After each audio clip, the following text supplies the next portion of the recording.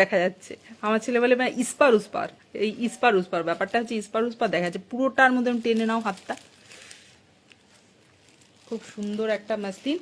আরও মাসলিনের কালেকশন আছে, অনেক কালার রয়েছে।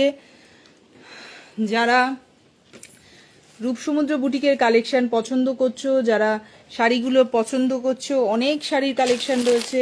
তোমরা কিন্তু চটপট বুক করো। অনলাইনে যারা বুক করতে চাইছো বুক করো, আর যারা অফলাইনে কিনতে চাইছো তারা অবশ্যই রূপসমুদ্র বুটিকে ভিজিট করো। লাল সাদার অনেক কালেকশন রয়েছে, যেগুলো পুজোতে মোস্ট ডিমান্ডিং কালেকশন, সব কিন্তু আমার কাছে পেয়ে যাবে। এবার পুজোর ভাইরাল শাড়ি যা যা রয়েছে প্রত্যেকটা শাড়ি তোমরা পেয়ে যাবে। স্বর্ণচুরি থেকে শুরু করে, বালুচুরি থেকে শুরু করে, পশমিনা খাড্ডি রয়েছে, গজ্জি বেনারসি, সমস্ত কিছু পেয়ে যাবে। পশমিনা খাড্ডি খুব সুন্দর কন্ট্রাস্ট পশমিনা খাড্ডিও পেয়ে যাবে হচ্ছে এক কালারের পশমিনা খাড্ডি। এক কালারের এইভাবে এক কালারের পশমিনা খাড্ডি তো পাচ্ছই, এছাড়াও পাবে কিন্তু কন্ট্রাস্টের এইভাবে রয়েছে কন্ট্রাস্ট পার, আলাদা কালারের পার, আলাদা বডি। এই কালারের এইরকম অনেক কালার তোমাদের আগেও দেখেছি। তোমরা পুরো ভিডিওটা প্রথম থেকে দেখলে বুঝতে পারবে যে কত ধরনের পশমিনা খাড্ডির কালার রয়েছে আমার কাছে স্টকে। তো তোমরা কিন্তু এইগুলো পারচেস করতেই পারো। এছাড়াও কিন্তু রয়েছে খুব সুন্দর সুন্দর open border sari. Open border এইবার পুজোর ভাইরাল কালেকশন। তো তোমরা যারা চাইছো ওপেন বর্ডারের শাড়ি, তারাও কিন্তু এইভাবে আমার রূপসমুদ্র বুটিকে এসে কালেকশন করতে পারো, অথবা তোমরা কিন্তু অনলাইনেও বুক করতে পারো।